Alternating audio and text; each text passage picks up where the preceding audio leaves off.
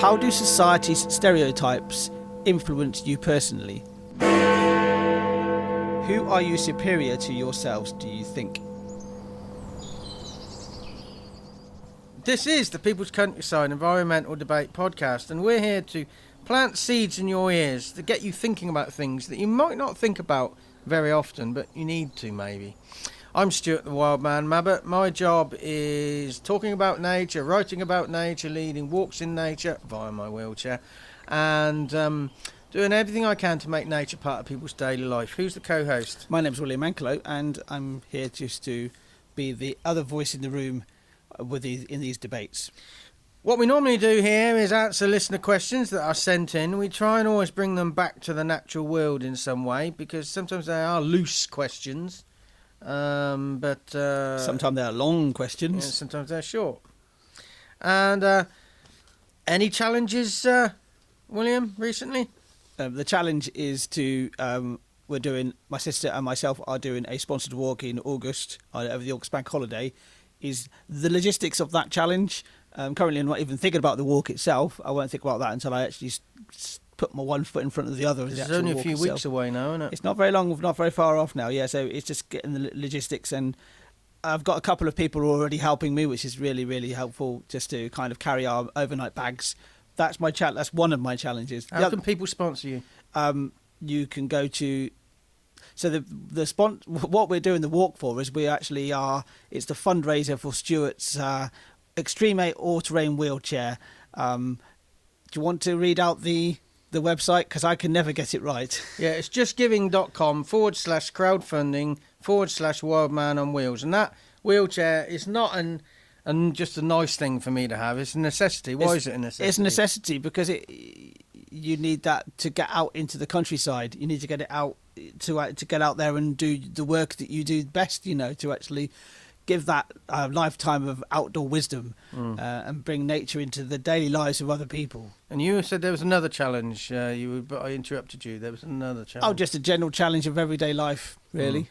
My challenge is we're back in my lounge again. We've moved back indoors, away from my courtyard garden, and it's I don't know where I am. Anyway, well, now I'm doing a podcast, so that's what's important. Anyway, in theory, this is therapy for us making this podcast. In theory. Because we have space to explore these questions you present us with, because we don't have a guest as a norm.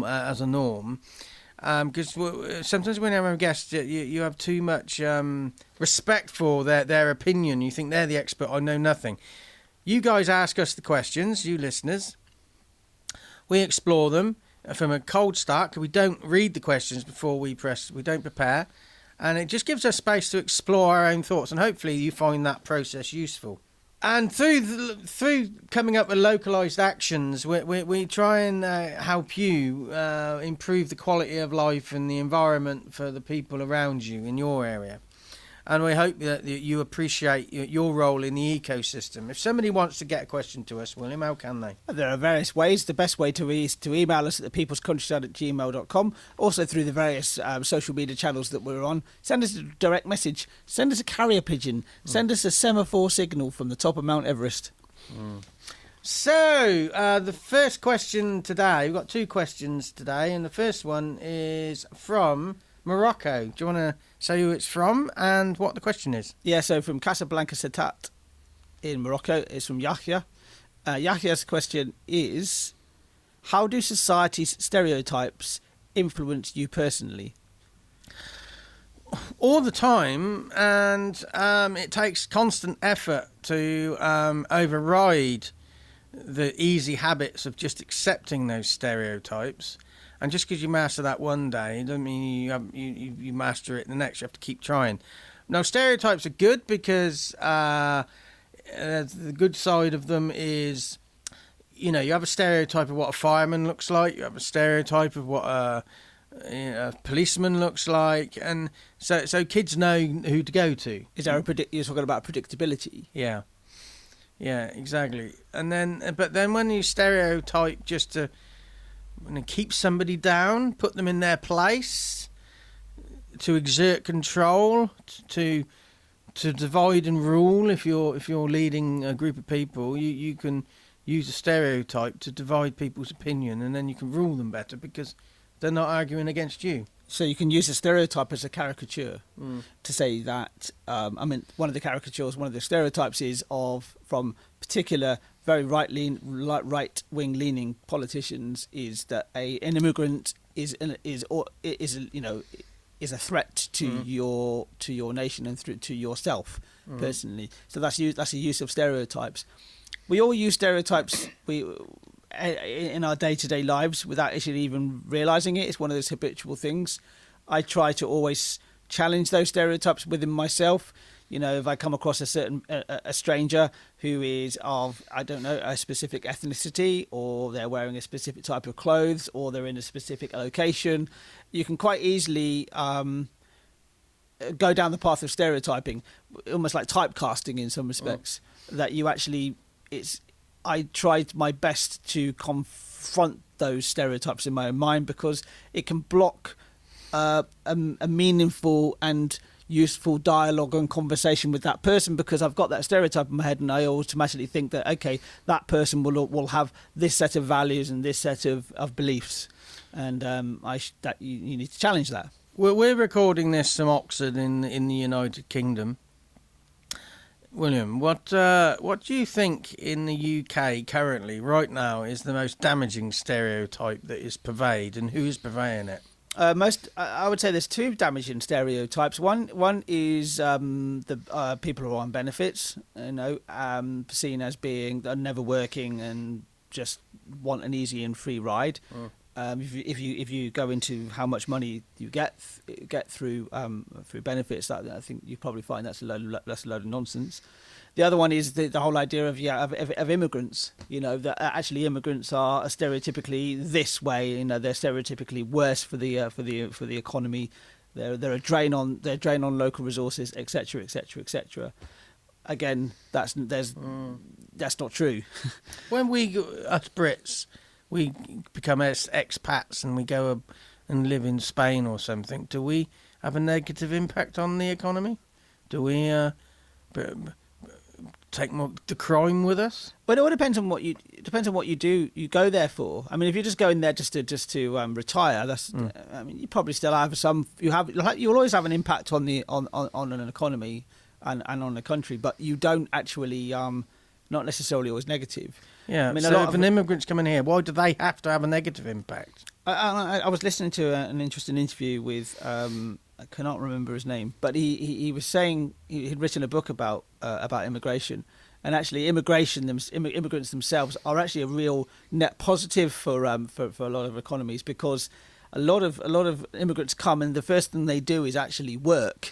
And because they're in a new environment, they kind of like have to leave their old habits behind in some respects, and they have to sort of almost like work harder and come up with new innovations to actually to stand out.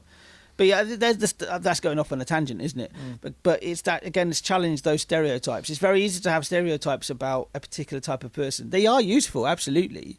There is a use for stereotypes, but I think when they become habit. That's when they become useless. So this question comes from Morocco. I wonder what the stereotypes.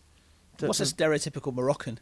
No, but what stereotypes do the Moroccan people have about other people? I wonder what the stereotype of a UK person is. I think one of the stereotypes would be really fascinating to find out is what is the butt of the joke? Who is the butt of the joke? What nationality is the butt of a joke? So here in England, often if you have in a joke, you have somebody who is stupid or silly or just a bit thick. It generally is Irish, isn't it? They're the sort of the butt of the joke. Wonder what that would be for somebody from Morocco, for example, right? Who would you be making fun of? Yeah. And that's part of stereotyping, isn't it? This goes on all over the world in all cultures. It does, yeah. I've got nothing else to say on that, but an action? Well, an obvious one is try and see the person in front of you, not the stereotype. I mean, you said the word caricature earlier on. I remember, I don't know, this was probably about 8 years ago, we were working with Ross Arrowsmith, and he was doing these films of caricatures of people he knew in real life. So he had got actors to exaggerate the personalities of people he knew, and he said he wanted to do me, but he said I'm a caricature of myself. I remember that. I just, well, I'm happy to do the caricature. So what is the action then? The action is to let's say confront that stereotype. Yeah, just speak to the person in front of you and don't bash them over the head with the stereotype umbrella that you might want to be wafting around like a stick of rhubarb. I've had conversations. I on a semi-regular basis. I will buy a big issue, and the people you're buying them off of are homeless. Don't have a permanent home, and every person I've spoken to has been different. They're there for a different reason, different personalities. So a homeless, you can have a stereotype for a homeless person, depending on which way you look at it, depending on however you feel about homelessness and what you think is the cause of it. You could be stereotyping a homeless person, thinking, oh, they've had a hard life and they deserve better, or it's their fault, they did X in their life. This is the consequences of their actions. So it's like a stereotype. If you look at that stereotype for every single individual, it's not a one size fits all thing, is it? So challenge your own stereotypes, challenge your own. We're encouraging you to challenge your own thinking. Anyway, so we're going to challenge you with something else now. We're going to challenge you to sign a petition. We've got a petition running, William. Yes, it's particularly towards those who manage the accessibility. The Oxfordshire countryside. The Oxfordshire countryside, yeah. So we want to improve the accessibility for all disabilities and abilities here in Oxfordshire, because we've been making a series of films with Stuart, testing out his Q50R wheelchair and using the accessibility advised routes, and we found inconsistencies in those, haven't we, Stuart? Yeah, and we're not talking about right to roam. We're talking about access, being able to get in to these so-called level footpaths. But and also we want to broaden out the understanding that disability is more than just mobility impaired. There's all sorts of different impairments. Anyway, so if you want to find that, just go on to change.org and just type in improve the Oxfordshire countryside accessibility for all disabilities and abilities.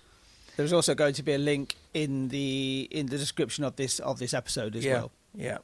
And we said about the fundraiser earlier. The link to that will be in this tale of this episode as well. Yeah, so go and sign the petition right now. You can sign it anywhere in the world. It's not just here for UK. We've raised Oxfordshire raised it as an Oxfordshire access issue because that is the area we live in. But it should be beyond that as well, shouldn't it, Stuart? And also going back the go and put a pledge on the fundraiser as well. It will help my sister and I, just knowing that somebody else has put a pledge on the fundraiser, because we're going through all these logistics. We're looking forward to that. My sister and I are looking forward to doing the walk, because it's not just a matter of us helping raise funds for Stuart's wheelchair. It's also an opportunity for my sister and I to walk together. We don't get to spend as much time as we like to. We live about 70-80 miles away from each other, and we live separate lives, of course. So to spend 3 days with each other is going to be good. I mean, let's see how we get on by the end of the walk, right? Yeah, it's only 3 days, so you should be able to cope with it. We should be able to cope with it, yeah. But I'm particularly looking forward to that. So, on with the second listener question of this episode. It's from Montenegro. Who's it from, and what's the question? It's from Milica. Yep. Milica. From Podgorica. Podgorica, thank you. My pronunciation has got even worse. Yeah. Podgorica in Montenegro. So Milica's question is, as you don't have too many more listener questions lined up, I thought I'd send one in. Who are you superior to yourselves, do you think? Well, I'm superior to you. This is a searching question. Who are you superior to yourselves, do you think? Who do we consider our... I don't ever think about it. I was the person I always try to be superior to is my past self. I always try to. I look back and think about the decisions I've made and the lessons I've learned and the information that I've gathered over my life, and I try to take that on and see how I can improve what I do. I don't think about superiority above anybody. I often use that I'm superior to certain people within certain activities at that point in time. It's a bit like a sports person performing, like a runner. He could give you a 100-meter runner. He's got 9, or she's got 9. It was 8 in a race, so he's got 7 competitors. Yeah. And if that runner wins, then they're superior on that day with that activity. But to say, for me personally, that I'm superior on everything compared to anybody else, there's nobody I've met that couldn't do at least one thing better than me. So no, there's nobody. Let me read that question again. I thought I'd send in another question. Who are you superior to yourselves, do you think? Nobody. There are certain activities and certain times I might be better than other people on in that moment on that thing, but not better as a person. See, you might. I think there's definitely fleeting moments where I'm thinking, oh God, that person's done an idiotic thing. I find this often when I'm out walking. Doesn't mean you're superior to in them. A car. Or, yeah, exactly. It's a matter of fact. Yeah. So but it's a fleeting moment of like, well, that person's done an idiotic thing in my opinion, but I soon forget about it. Yeah, that's all I can say on that. I mean, so an action, I'd say, well, maybe try not to see yourself as superior on everything. Yeah. Don't see anybody as under you. I mean, because they're all under them at times. That's the one thing that the one thing that's leveled at anybody in power, a negative that's leveled at them is that they feel superior. I remember there was like David Cameron, who was the Prime Minister of Great Britain and is now currently, as we're recording this, he is the Foreign Secretary, isn't he? He was asked once why, why would he want to become Prime Minister? And his answer was, why did he become Prime Minister? Sorry, and his answer was, because I thought he'd be very good at it. Yeah, that's a feeling of superiority, isn't it? Yeah, but what you've said there, you can feel superior. The question is, who are you superior to, not who you feel superior to. If it had said, but isn't that just what it is? It's a feeling of superiority. No, I think you can feel superior, but it doesn't mean you are. Yeah, exactly. Yeah, I think it's slightly two different things. Okay, but, I get that. So if the question had been, who do you feel superior to? I'd probably say, tongue-in-cheek, most people. But who am I superior to? Probably nobody. Yeah. Because everybody's got their own. You never know where these strengths questions and weaknesses. I can't really spin this to around to nature, apart from. Do we feel superior to nature? Yeah, maybe look at that. Do you think you are superior to nature in your life?